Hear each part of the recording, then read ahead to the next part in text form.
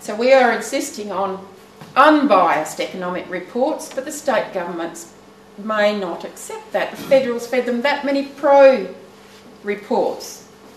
So what's happening with the federal government?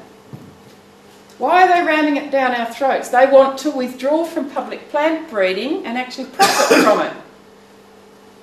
They're researchers. Why is it being rammed by them? That's because they know they're in a serious trouble if government doesn't give them money. And by jingoes, the GM companies are promising them the world. So the truth is being modified more than the genetics. We are told GM is more profitable for farmers. It's not. We're told food is rigorously tested for health. It's not. We are told farmers and consumers will have a choice to avoid GM crops, and we will not. We are told common law will address unfair liability for economic loss. It would not. We're signing to guarantee there's nothing in there. That means we're liable. We are told the future for GM crops will be better when it could be the biggest threat to food and agriculture we have ever faced. This is why ordinary people are turning into anti-GM activists. So why GM? When we spliced the profit gene into academic culture, we created a new organism, the recombinant university. We reprogrammed the incentives that guide science. The rule in academia used to be publish or perish. Now bioscientists have an alternative, patent and profit. So the patent encourages corporate investment. What disgusts me most is our farm lobby groups. I've been involved in the farm lobby groups. I've never seen anything like it. The meeting, we had GM in the grains portfolio. I just provided the facts, and whenever they tried to push something pro-GM through, I said that's not right and gave the facts. And so the motions they put forward often didn't even get a seconder, and yet the minutes would come out saying they passed unanimously. The motions that got unanimous support that I was asking for risk management for, the minutes came out saying they didn't even pass. We went over a year without getting our minutes passed at meetings because they were rejected, because they were inaccurate, and they kept coming back inaccurate. This is disgusting. It's not acceptable. I went to the Gene Technology Grains Committee and asked to sit there as a very quiet observer to check that our representatives in WA farmers was following our policy if they approved the Gene Technology Grains Committee, the coexistence principles. I was asked to leave, forced to leave. And then when that committee came out saying we've accepted them, and I said at Grains Council and went to the media saying they've gone against our policy, I had the head of WA farmers pointing his nose, yelling at me, thumping the table, saying, "You went to media lying." And when he finished, I was sitting there smiling, and when he finished, I said, everybody in this Grains Council heard the committee telling us that. And everyone agreed, and he went out furious. He was the same president at the time of when I sent some motions asking for risk management that got passed unanimously in Grain Council. I sent that to Senate to get endorsed by Senate, and it was.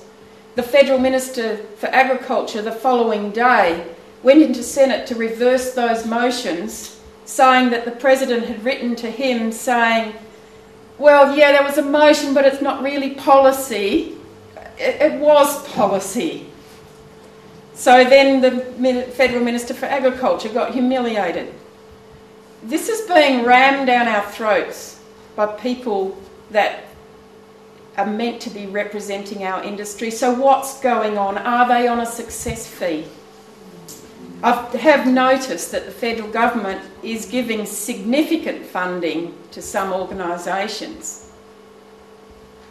GRDC, our research sector, is ramming it down our throat. They get federal funding too, but farmers mainly pay for that. They are the research sector, fighting for the researchers, and yet we're the ones paying them. So what's going on? At the moment, farmers can deal either directly or indirectly with consumers. So we've got a choice, you've got a choice. You can buy from whoever you like because we sell to whoever you like. So as consumers, you have a choice.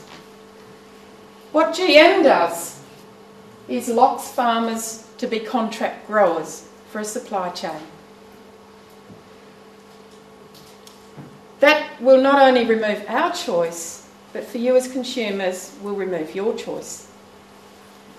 So what's the drive? The drive is obviously money. So in Australia, what have we got? We've had the government funding the R&D sector.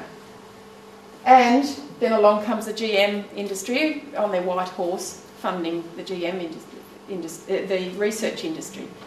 So when the federal government signed a biotechnology strategy promising a path to market for GM crops, which they've already signed years ago, in return, Monsanto paid around about $5 million for the key universities to set up biotechnology labs. Each. $5 million each university. But farmers pay better than any farmers in the world to our R&D sector. Australian farmers pay a GRDC levy, which is compulsory. That's 1% of our gross income. Last year, that was more than farmers' net income in the drought-stricken areas. So we are paying extremely well. We also pay an endpoint royalty that most farmers don't pay. I think there may be only one country that does pay. That means that once we harvest the seed, they can deduct a research levy out, which is the endpoint royalty, so they take it out of our income. So we're paying very well. We're not just paying for the seed. But the seed industry is very happy with GM because you lose your right to replant your own seed. Even non-GM farmers do. So that means we keep pumping through, so we're paying a lot more every year for seed. So what happens when commercial release happens? The governments want to withdraw from public plant breeding and actually profit from the investment they've got. Remember, they've got some of the intellectual property that's going on. The GM industry is not planning on taking over public plant breeding. They want a very, very good return on their investments. But there is only one sector that can pay for that. The consumers and markets want to pay less. So we are in a funding vacuum. We are paying more and getting less for our product. The markets and supply chains are wanting to support this, some of them, because they can get product for less, and yet we're told there's no price penalty. This is a funding vacuum. We cannot function in this. That is why governments pay subsidies. So is this our next step, to rely on subsidies? And if so, wouldn't it have been more sense to pay the R&D sector to keep out of GM? So who should be liable? State governments have authority to assess economics. If they neglect their legislative responsibility, it will be state governments that will be liable for this. That means taxpayers. We must insist on fair risk management. We must insist on unbiased economic reports. And we must insist that the moratoria stay on until we get them. Thank you.